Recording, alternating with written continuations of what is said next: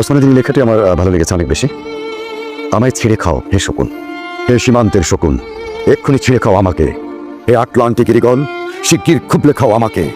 হে বৈকাল হ্রদের বাজ, আছড়ে কামড়ে ছিন্ন ভিন্ন করো আমাকে। আমার রক্ত রসে শুধু অসহায়ত্ব আর অভাব। কাগজের কামলারা তারে আদর করে মুদ্রাস্ফীতি ডাকে। ঋণের চাপে নীল হয়ে যাচ্ছে আমার অনুচক্রিকা। সংসার চালাতে অন্তরে হয় ইন্টারনাল ব্লিডিং। কি আশ্চর্য, তবু আমি মরছি না। ওদিকে দোজকের ভয়ে আত্মহত্যা করবারও সাহস পাই না আমি। খোদাকে বললাম আমি মরতে চাই। তিনি বললেন, বেঁচে আছো কে বলল?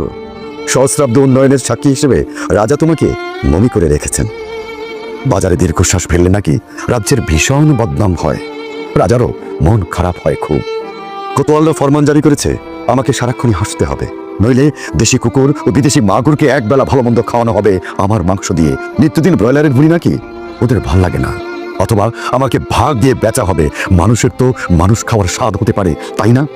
ভাগ্যিস তা বিদেশি সুপার শপে বিক্রি হবে না। দেশি মানুষেরই তো হক বেশি আমাকে খাওয়ার। এ দোজকি যখন নিয়তি, তখন আমি উদাম হয়ে ডাকছি দুনিয়ার শ্রেষ্ঠ মাংসাশী বিভোগদের।